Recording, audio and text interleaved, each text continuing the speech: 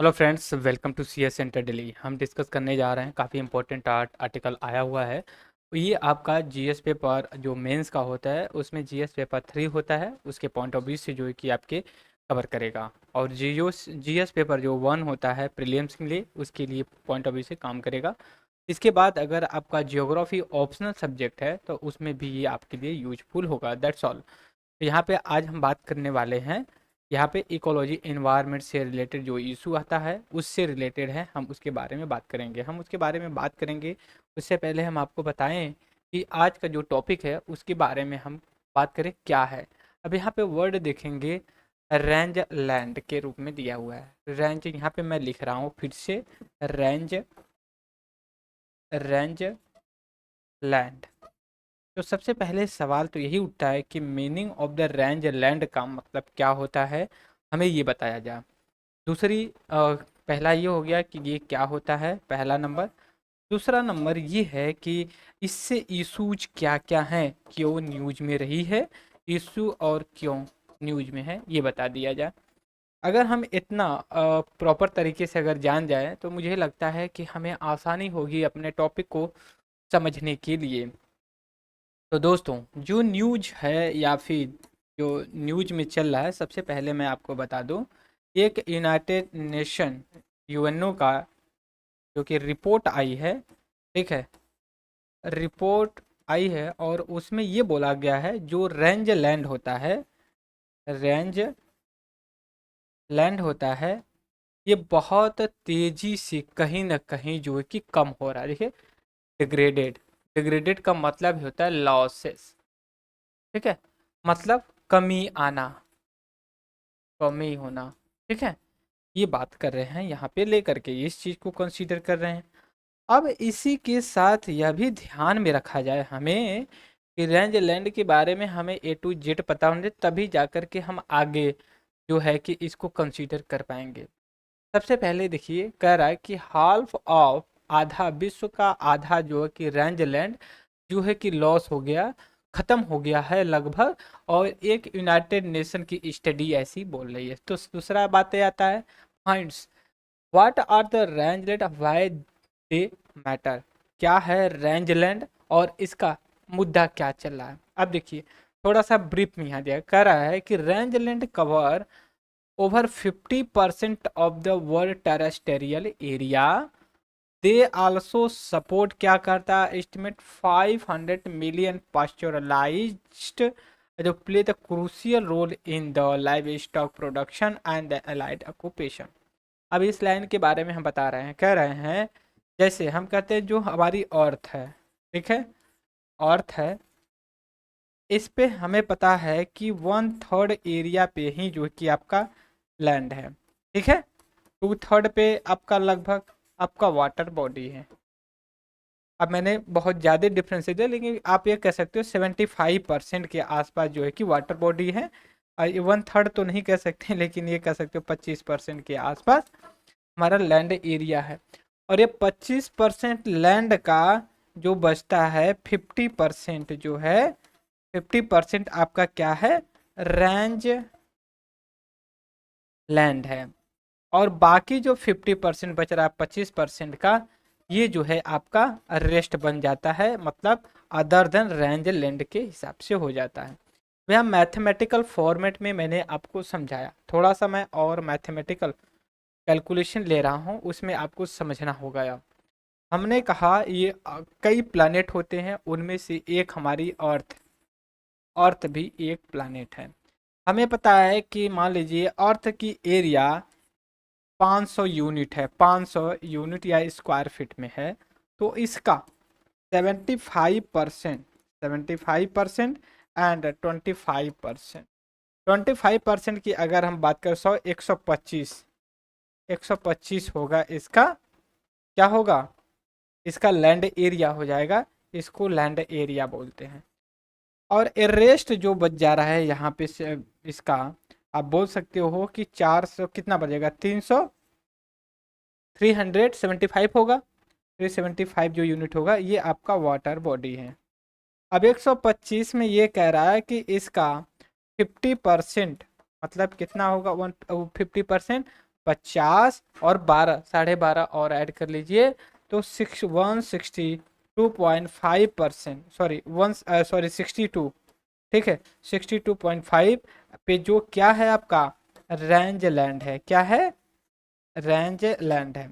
तो आपके दिमाग और दिल में क्यूरियोसिटी हो रही होगी कि वास्तव में ये है क्या रेंज लैंड। और इसके बाद ये जो रेंज लैंड है यहाँ पे लिखा, ठीक है, जो रेंज लैंड है ये कह रहा है कि ये कोई नॉर्मल नहीं है, इसका इम्पोर्टेंस है हमारे लाइफ में किस कॉन्टेक्स्ट में। जैसे ये कह रहा है कि 50% टेरेस्टेरियल कवर, और ये सपोर्ट करता है 5 मिलियन पास्चुरलिस्ट हु जब प्ले द क्रूशियल, जो जानवरों को, ठीक है, जानवरों को जो है कि ये हेल्प करता है, जानवर्स को जो है कि ये क्या करता है, ये हेल्प करता है किस कॉन्टेक्स्ट में, इनको जो है कि इस कॉन्टेक्स्ट में ये करता है कि भाई आप जो है कि इनको मतलब फूड प्रोवाइड करवाता है, क्या प्रोवाइड करवाता है, और इनसे हमें क्या मिल जाता है, अलग अलग जो है कि एलिमेंट्स मिल जाते हैं। तो ये हमने किया। अब आते हैं, बात हम करेंगे यहाँ पे लेकर के आपके साथ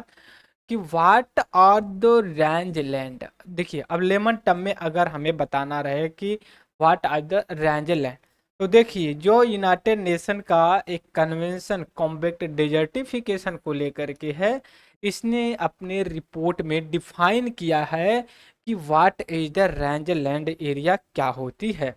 दिखाई दे रहा है यहाँ पे। तो अब इसमें यह कह रहा है कि नेचुरल या semi natural ecosystem that graze या चरना, चरना बाई लाइव स्टॉक या वाइल्ड एनिमल, मतलब जो ये रेंज लैंड एक ऐसी एरिया है जहाँ पे घास या ग्रास ऐसा कुछ प्लांट होते हैं जिस पे एनिमल, चाहे वो डोमेस्टिक हो या फिर वाइल्ड की हो, चाहे घरेलू हो चाहे जंगली जानवर हो, उस पे अपना भोजन निर्भर करते हैं और वो अपना भोजन प्राप्त करते हैं। तो आप आसान भाषा में मीनिंग कर सकते हैं, range land is area that is cover by the grasses that provide the food for the animal domestic and the wild. ऐसा कोई जगह जहाँ पे घास भूस मतलब चारा होता है, वहाँ पे घरेलू जानवर और जंगली जानवर अपना जो है कि पेट भरते हैं। That's all. दूसरी यह भी चीज है कि इसने डिफिनेशन किया, और इसमें क्या आते हैं, ग्रासेस आते हैं, shrubs, bushes, open forest, agro forestry system. जब हम एग्रो फॉरेस्ट्री का बात करते हैं तो इसमें ट्री और क्रॉप और पास्चर दोनों तीनों आते हैं। क्योंकि जो एग्रो फॉरेस्ट्री होता है, जैसे मान लीजिए आप कोई जो है कि इस तरह से कोई एग्रीकल्चर फॉरेस्ट्री कर रहे हैं तो उसका कुछ वेस्ट जो है कि एनिमल्स के लिए यूज होता है। जैसे मान लीजिए आप गेहूं की खेती कर रहे हैं, उसका भूसा जो है कि आप गेहूं जानवर के लिए यूज करते हैं। तो कुल मिला करके importance of the range land very important for us. इसके बाद यह कह रहे हैं the exact nature of the grass range land vegetation is influenced by rainfall, temperature and the other climatic phenomena according to rangeland atlas prepared by the consortium of international non-profit United Nations agency।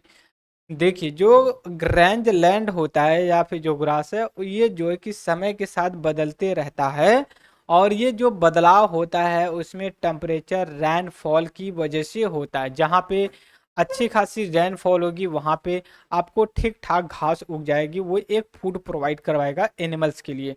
दूसरी चीज़ यह भी हमें ध्यान में रखना होता है कि जब हम ग्रासलैंड या ग्रासलैंड तो डिफाइन नहीं करेंगे, रेंज लैंड एक ऐसी एरिया, जैसे मान लीजिए यहाँ पे मैं आपके साथ कंसीडर करूँगा रेंज लैंड में, मानिए एक ऐसी एरिया लैंड एरिया में है और यहाँ पे पूरा आपका कहीं पे ग्रास है, फिर उसके बाद ओपन फॉरेस्ट है, ओपन फॉरेस्ट एरिया है, भूसे से जो झाड़ वगैरह होती है ना, जैसे बबूल का सरपत का होता है, ऐसे छोटे छोटे एरिया, तो उन सभी को लेकर के कहते हैं। तो ग्रास लैंड बहुत ब्रॉड, सॉरी रेंज लैंड बहुत ब्रॉड एरिया है, उसके अंदर आपका क्या आता है, ग्रास आती है, ओपन फॉरेस्ट आता है, बुशेस वगैरह आते हैं, सब आते हैं।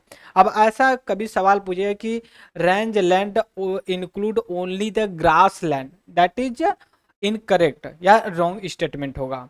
ठीक है, तो रेंज लैंड का मतलब यही हो गया। देखिए रेंज, यहाँ पे फिर से मैं रेंज लैंड, लैंड का मतलब भूमि हो गया, रेंज का मतलब ये होगा कि एक क्षेत्र में भूमि का क्षेत्र क्या है, तो उसमें कई चीज़ों को इंक्लूड कर, लेकिन आप डेंस फॉरेस्ट को इसमें इंक्लूड नहीं करेंगे। क्यों नहीं करेंगे? जो डेंस फॉरेस्ट होता है उसमें एनिमल या फिर डोमेस्टिक जो वाइल्ड होते हैं उसमें अपने फूड ये नहीं कंज्यूम कर सकते, क्योंकि उसमें उस तरह के ग्रासेस या उनको ग्रास घास अवेलेबल नहीं होती हैं। तो इस वजह से ऐसा दिमाग में लगे जहाँ पे जानवर अपना भोजन प्राप्त कर सके, दैट्स कॉल्ड जो कि रेंज लैंड के रूप में जानते हैं। ये चीज़ें हो जाती हैं। अब इसी के साथ ही अभी देखिए currently range land cover 80 million square kilometre of the earth territorial surface. समझ सकते हो 80 मिलियन स्क्वायर किलोमीटर सरफेस को कवर कर सकता है। Over half of the land area, land area का अर्थ का 50%। दूसरी चीज है are the largest land cover are the land use type in the world. ये United Nation Convention combat desertification की रिपोर्ट ये बताती है। अब आपके दिमाग में आएगा UNCCD क्या है, इसको भी मैं बता दूंगा, लेकिन इसका फुल फॉर्म है United Nation convention on combat desertification. Combat का मतलब ये होता है रोकना, रोकना। अब इसके बाद दे एक्ट, जो रेंज लैंड है ये क्या करती है, और फूड प्रोवाइड करवाने के साथ साथ एक कार्बन सिंक को भी करती। तो आपके दिमाग में meaning of the carbon sink, इसको भी नोट कर लीजिए। Meaning of the carbon sink, meaning ये होती है कि जो कार्बन डाइऑक्साइड हमारे एटमॉस्फेयर में है उसको कितना ऑब्जर्व करते हैं plant, that is called carbon sink. Plant के द्वारा और नेचुरल और मैन मेड दोनों के द्वारा अगर कार्बन को सिंक या ऑब्जर्व किया that is called carbon sink. का मतलब क्या होता है? धंसना होता है, कार्बन सोखना होता है।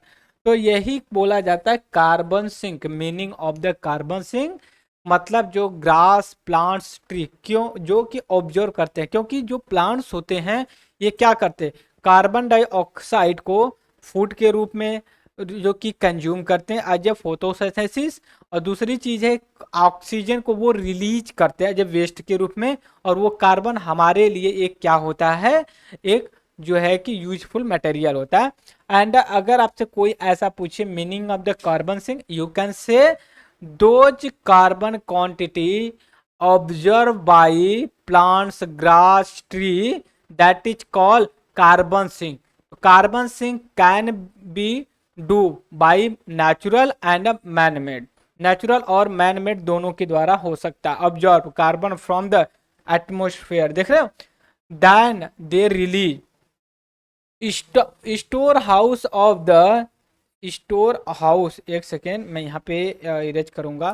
देखिए क्या लिखा है, कह रहा है store house of the fresh water and prevent desertification of the land. अब ये क्या कर रहा है कि ये जो आपका रेंज लैंड है, एक पहली बात तो कार्बन सिंक करता है, दूसरी बात store house of the fresh water को भी ऑब्जर्व करता है। देखिए हमारे जो सबसे ज्यादा फ्रेश वाटर होता है वो आंखों का पानी, और दूसरा होता है जो वर्षा से मिला हुआ जल होता है, ठीक है, रेनफॉल होती है वो। तीसरा जो होता है जो इवापोरेशन के द्वारा या फिर जो ऑब्जर्व करते हैं प्लांट्स, वो जो हो कि फ्रेश वाटर। तो ये फ्रेश वाटर को भी जो है कि स्टोर हाउस, और ये प्रिवेंट करते हैं डेजर्टिफिकेशन ऑफ द लैंड। और ये जो ग्रास वगैरह होते हैं रेंज लैंड में, ये क्या करते हैं? किसी भूमि को बंजर होने या मरुस्थल होने, डेजर्टिफिकेशन से बचाती है। Million of the people world wide depend on the range. जो रेंज लैंड एरिया है वो मिलियंस ऑफ द एनिमल्स को तो प्रोवाइड करवाते हैं, बट ह्यूमन को भी प्रोवाइड करवाते हैं, डायरेक्ट इनडायरेक्ट। अब इनडायरेक्ट क्या है? जैसे क्या जो लाइव स्टॉक होते हैं, जो जानवर होते हैं, कैटल होते हैं, उनको फूड मिलता है तो वो बदले में हमें मिल्क देते हैं, डेयरी प्रोडक्ट मिलता है। दूसरी चीज उस एरिया से हमें जो कि क्या मिलता है? फूड मिलता है। जैसे गेहूं की खेती करी, धान की खेती, अरहर की, इससे हमें भी तो फूड मिल रहा है। तो इस वजह से ये फूड सिक्योरिटी के लिए भी जरूरी है, लाइवलीहुड के लिए। दूसरी, range land generate 60% of global food production and 70% of the feed of the domesticated herbivorous. Herbivorous का मतलब ये होता है, क्या होता है, शाकाहारी। सार्के कार्निवोरस का मतलब होता है मांसाहारी, ठीक है। और एक होते हैं सर्वाहारी, ओमिवोरस। ओमिवोरस, तो अब इसमें आप कंफ्यूज, हर्बीवोरस का मतलब ये होता है जो घास या खाते हैं, या फिर जो मांस मच्छी नहीं खाते, मतलब वेजिटेरियन होते हैं। और उनको जो है कि डोमेस्टिकेटेड एनिमल को जो कि वो फूड प्रोवाइड करवाते हैं, और ग्लोबल फूड प्रोडक्शन 16% करते हैं। Most significantly in the Africa and south America में ये जो है कि रोल प्ले करते हैं वह, क्योंकि वहाँ पे अभी भी बहुत ज़्यादा लैंड पड़े हुए हैं। इसके बाद United Nation Convention combat desertification reports जो कि बताती है, और ये कहती है इंडिया में जो कि range land 1.21 million square kilometre जो है कि कवर करता है। कितने, 1.21 मिलियन स्क्वायर किलोमीटर कवर करता है। From डेथार desert to Himalayan mid down as ये पर यूनाइटेड नेशन कन्वेंशन कॉन्बैक्ट रिपोर्ट के अनुसार बोल रहा है। अब इसके बाद हम नेक्स्ट पे चलेंगे, क्या कह रहा है। अब नेक्स्ट पे ये कहा जा रहा है कि what does United nation combat convention combat desertification report क्या कह रही है, रिपोर्ट भी ये क्या करे, इसके बारे में हम अब जानेंगे। ये कह रही है कि रिपोर्ट फाउंड दैट 50%, 50% जो वर्ल्ड का जो ग्रैंड लैंड एरिया है जो है कि कहीं ना कहीं अब खतरे में है, या जो है कि खत्म होने वाला है। दूसरी चीज ये कह रहा है साइलेंट, और ये climate change, unsustainable land live stock management practice, biodiversity loss and the conversion of the range land to farmland are the some of the primary driven the range land digression.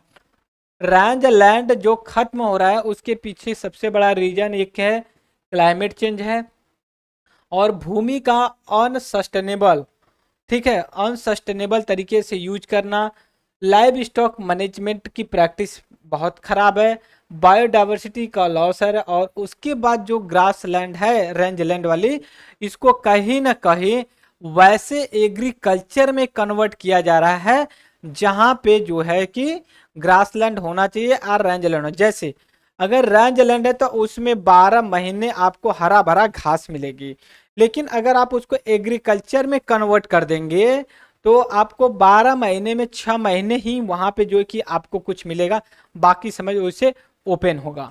तो agriculture में convert करना land भी जो है कि एक problem है। Uncertainty over land right among the pastoralist community who depend on the rangeland for their livelihood also led to their degradation।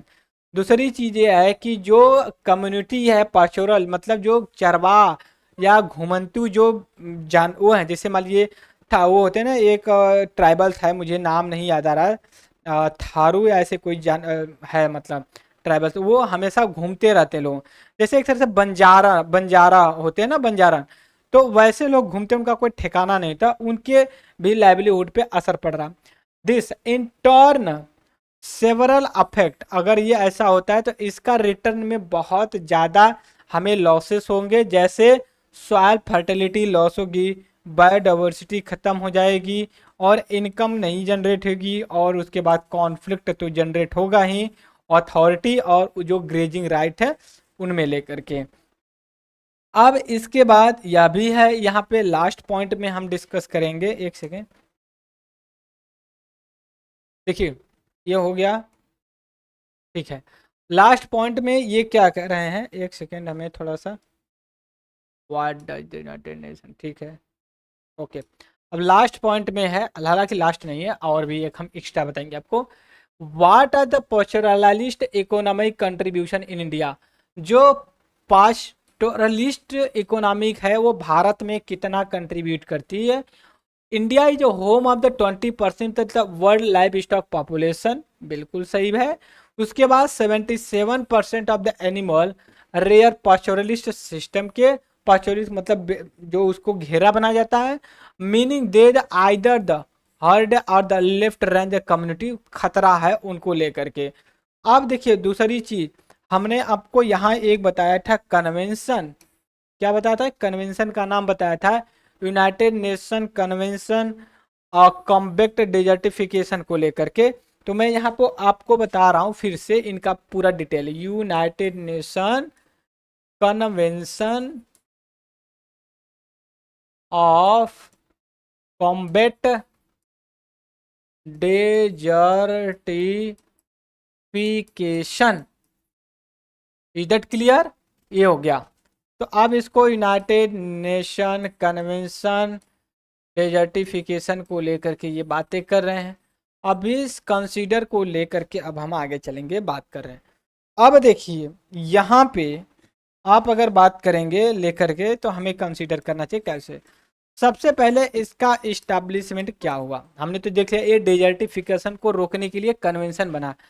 तो देखिए मैं आपको बैकग्राउंड बता रहा हूँ, यहाँ पे मैं इसको इरेज कर रहा हूँ और इरेज करने के बाद आपको जो है कि मैं यहाँ पे बैकग्राउंड बता रहा हूँ।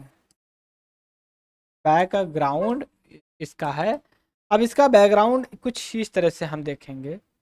देखिए क्लाइमेट चेंज हो रहा है ग्लोबल वार्मिंग की वजह से, ग्लोबल वार्मिंग हो रही है इंडस्ट्रियलाइजेशन की वजह से। फिर से करें, industrialisation global warming and then global warming climate change, right, that a process. अब थोड़ा सा और आपको बताएं, 1972 में 72 में एक कन्वेंशन हुआ, फिर से यहाँ लिख रहेंगे इसको काट करके, 1972 में एक कन्वेंशन हुआ स्टॉक होल, कहाँ है ये, स्विट्जरलैंड में। स्विट्जरलैंड कहाँ पे है, यूरोप कॉन्टिनेंट पे है, वहां पे वह कन्वेंशन ह्यूमन एंड इन्वायरमेंट को लेकर के, बट यहाँ कोई बात नहीं बनी। ओके, फिर 20 साल के बाद आफ्टर 20 ईयर मतलब 1992 में ब्राजील में रियो डी जेनेरियो में एक कॉन्फ्रेंस हुआ यूनाइटेड नेशन ऑर्गेनाइजेशन का, ठीक है। और यहीं से निकल करके आया रियो अर्थ समिट निकल करके आया, और अर्थ से कई कॉन्टेक्ट चीजें निकलती हैं यहाँ पे। अब यहाँ से निकल रही हैं, रियो अर्थ समिट निकली और यहाँ पे चल के आ रही है। और अर्थ से निकला तो जब यहाँ पे अर्थ को प्रोटेक्शन करने के लिए बात आई, ठीक है, प्रोटेक्शन की बात आई, तो प्रोटेक्शन के लिए आपका पहली बात तो क्लाइमेट चेंज को भी रोकना था। दूसरा, एक पहला हो गया, दूसरा आपका ये था जो लैंड डेजर्टिफिकेशन था, डेजर्ट हो रहा था, इसको लैंड को भी रोकना था, ठीक है, इस चीज़ को। और तीसरा था जो हमारी बायोडाइवर्सिटी होती है, इनको भी रोकना था। तीन इशू को मेजर फोकस किया गया और आगे बढ़ा गया। 3 इशू पे किया गया, तो यहाँ से करके निकल करके आया United nation framework on convention on climate change, UNFCCC, ये निकल के क्लाइमेट चेंज के लिए। अभी निकल करके आया डेजर्टिफिकेशन के लिए United Nation Convention combat desertification, जो हम अभी बात कर रहे हैं। तीसरा निकल के आया United Nation convention on biodiversity. 3 चीज निकल करके आ गई। अब ये तीनों आपका रियो अर्थ समिट 1992 से निकलते हैं, बट ये फंक्शन अलग अलग टाइम से करते हैं, और इन तीनों का कॉन्फ्रेंस ऑफ पार्टी होती है। इसका एवरी ईयर होता है क्लाइमेट चेंज का, इसका हर 2 साल पे, इसका भी हर 2 साल पे होता है। Getting my point? ये चीज हो गई। अब इसी के साथ अब हम इसको और इनहेंस करेंगे। इसका एवरी कॉन्फ्रेंस ऑफ पार्टी होती है हर साल 2 साल पे। तो भी 2022 में हुई थी, 2022 में हुई थी। अब 2023 में नहीं होगी। एक सेकेंड, 2023 में नहीं होगी और ये होगी अब 2024 में, नहीं हुई, और 2024 में अब ये होगी दिसंबर में। इधर क्लियर? और 2000 इससे आपका 2019 में हुई थी, वो इंडिया में हुई थी। ये आपको पता होना चाहिए। 20 में एक नहीं हुई कोविड की वजह से। 2 साल पे होती तो इसको 1993 में हुआ और 1996 में ये फंक्शन करना शुरू कर दिया। इधर क्लियर? तो इतना तो हमें ये पता होना चाहिए कि कैसे काम करती है और कैसे होता है। ठीक है। और जो ये 2024 का कॉन्फ्रेंस पार्टी होगी ये रियाद में होगी। कहाँ होगी? रियाद। रियाद कहाँ की कैपिटल है? Saudi Arabia. ठीक है। गल्फ कंट्री है ये, गल्फ कंट्री है। गल्फ कंट्री क्यों बुलाई जाती है? क्योंकि ये गल्फ के लोकेशन में है, पर्सियन गल्फ। ठीक है। तो ये हमने बेसिक चीजें डिस्कस किया लेकर के, और मुझे पूरा विश्वास है क्या काम करना।